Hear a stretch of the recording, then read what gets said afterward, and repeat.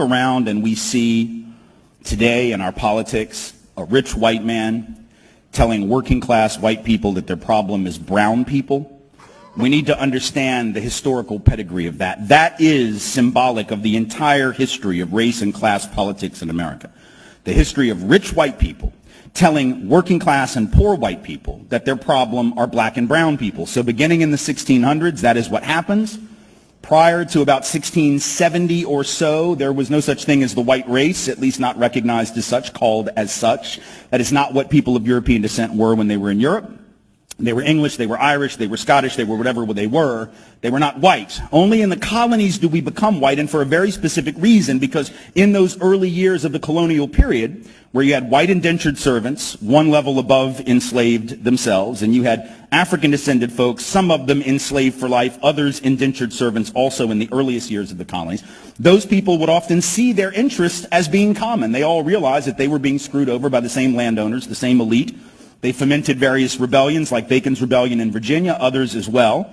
And as a result, the elite in the colonies realized that they had to figure out a way to get the other folks from Europe on their team. So they created this mentality that said, you're now a member of the white race. You're on our team. You're wearing our uniform. Now you're at the end of the bench. You may not get in the game, but you're on our team, you see. So then they start putting white folks, now called, on the slave patrols, right?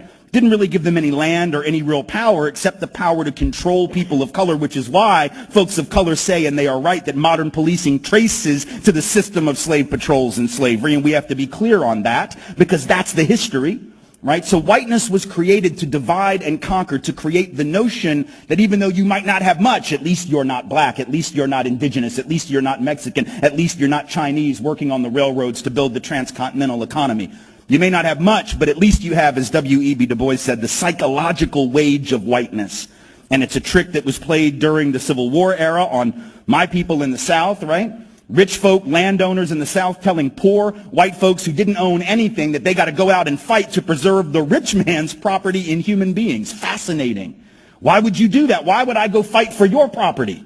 Well, because you told me that if I don't, these slaves are going to take my job. No, fool, they got your job. That's the point.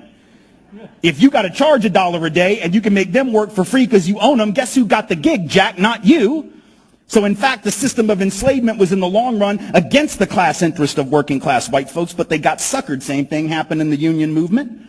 You had white labor union folks who didn't want black and brown bodies in their union because it would reduce the professionalism of the craft. No, fool, it'll double the size of your union. And then when you go out on strike, they can't replace your happy ass with the brown folk that you didn't want next to you in the first place. Because when they do replace you with them, then you will blame them, not the elite. See how that works? It's a trick.